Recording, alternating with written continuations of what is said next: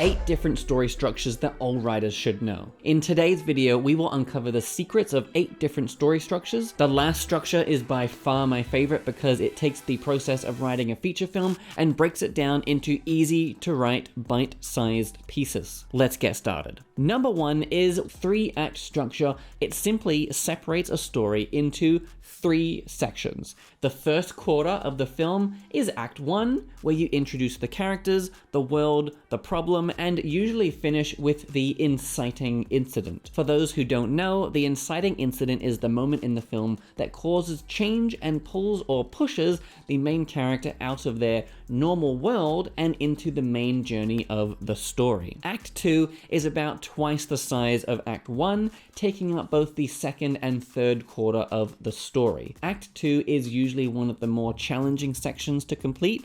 Act 1, you get to spend all of your time introducing new characters, which automatically helps make that section more interesting. Act 2, however, we already know all the major players, so instead you are required to come up with a series of sequences, challenges, and obstacles for your character to overcome, and in a way that manages to keep the audience's attention the entire way. Surviving Act 2 usually requires diverting to various B and C stories to help spice things up a bit. Then you finish off with Act 3, which of course is where you have the main climax of the film, which should be the most exciting or dramatic moment in the entire film, and then you tie everything up in the resolution and show us the protagonist's new world. Story structure number 2 is the Save the Cat beat sheet. You can learn more about this one in depth from the book by the same name, Save the Cat by Blake Snyder. This can be quite good in your toolkit, especially if you're someone who is seeking a more rigorous framework for your storytelling. This beat sheet offers exact page markers for when pivotal moments should occur in your story. Here is a rough rundown of what this includes. Page 1 is the opening shot of your film, a moment that sucks the viewers in and makes them want to watch the rest of the film. Then in pages 1 to 10 is the setup, where you would establish the current world of the protagonist, you show us what they have and hint toward what they want. In page 5, this is where you state the theme of your story and hint toward the true meaning that your protagonist will discover by the end. Page 12 is described as the catalyst, otherwise known as the inciting incident. As mentioned, this is the moment the protagonist is forced out of their ordinary world and into the main story. Pages 12 to 25 are the debate. This section of the film is mostly about the protagonist refusing to change or refusing to leave the world they know. They want to avoid the conflict before it has truly begun, which of course then ends with them being thrust forward anyway, whether it be voluntary or not. At page 25, your protagonist will make a decision. And personally, I believe this is important in any story. Your protagonist needs to be active and needs to be the one making certain decisions that move the story along. Page 30 is where you divert and start using some of your subplots so the audience doesn't get bored by only watching the A story. This is when you start showing us more of your B and C stories. Although, keep in mind that these subplots should still serve the overall theme of the film. Pages 30 to 55 are called the promise of the premise. Essentially, people would likely have come to watch your film for a particular reason. If it's an action film, then this is when we get to see some fun action sequences. If it's a superhero movie, then the audience will want to see your hero having fun and playing around with their new abilities. Page 55 stops the fun and games in their tracks and introduces a plot twist. Something that makes the protagonist's journey much harder and refocuses their efforts toward a new goal and a more important goal. Pages 55 to 75 is where the bad guys start to close in. The protagonist definitely is not having fun anymore. This is where they really start to struggle. These pages are all about increasing tension and forcing your protagonist to fail in some way. Page 75 is called All Is Lost, and as you might guess, this is where your protagonist's failures culminate in their lowest low.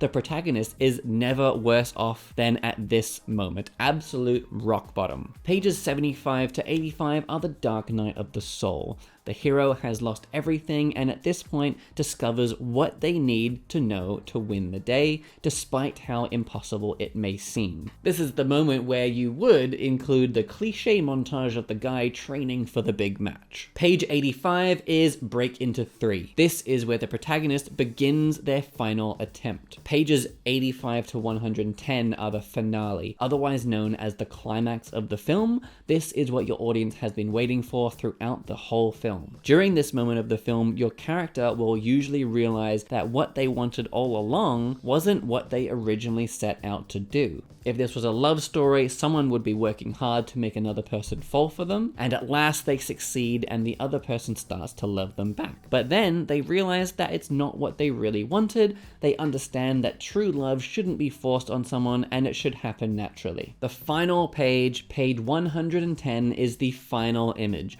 a moment that shows or implies the protagonist's change and ideally contrasts or mirrors what happened in the opening frame. The third story structure is called The Hero's Journey, another popular one inspired by Joseph Campbell. Often this is demonstrated by using Star Wars: A New Hope as an example, and indeed there are many big films that have been created with this structure in mind. It has similar elements to what we described in Save the Cat, with a few changes and the fact that it doesn't suggest exact pages. We start with the ordinary world as before, then we have the call to adventure, or in other words, the inciting incident, followed once again by the refusal of the call, where the hero refuses to go. At this stage, we meet the mentor. So with Star Wars: A New Hope, this is Obi-Wan Kenobi. The mentor prepares the hero for what's to come. With the mentor's help, the protagonist now steps past the first threshold. Each of these thresholds serves as a point of no return. Next is tests, allies, and enemies. A great way to think of this section is by using an example like The Wizard of Oz. This is the section where Dorothy starts meeting her 3 new companions and also faces a series of challenges along the way. Then we move to the innermost cave, where Luke reaches the Death Star or Dorothy reaches Emerald City, only to be told by the wizard that she can't go home and instead must kill the wicked witch. Next is the ordeal. This is your protagonist's greatest challenge. Although we aren't at the climax just yet, the hero succeeds, which brings us to the reward. They've had a victory and received the thing they need to win the final fight, and now we come to the road back. In this section, the hero may have achieved what they were searching for, only to realize that was just the first step and the biggest problem they are still yet to face. So coming back to The Wizard of Oz, you could say that Dorothy's main goal was to get to the wizard so she could go home. And now she must face an even bigger challenge of killing the witch.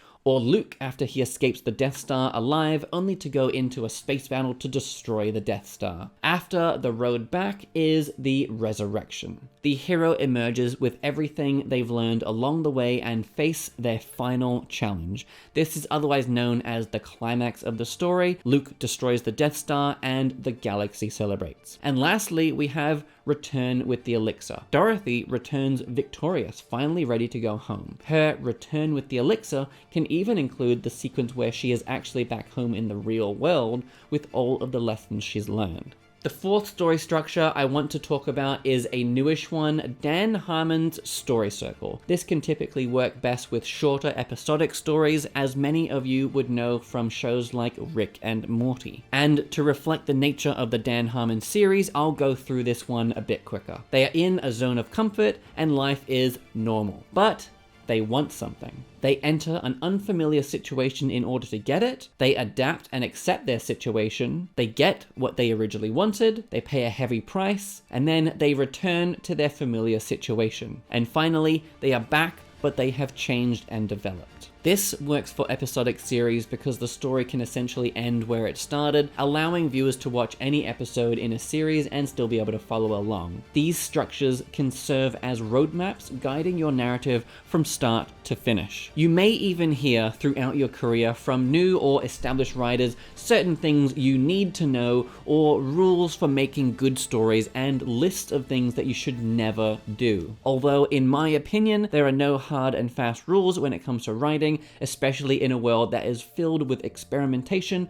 and a world with a constantly growing and evolving audience that expects to see something out of the ordinary. At the end of the day, it's about penning a story that resonates with you and captivates your audience.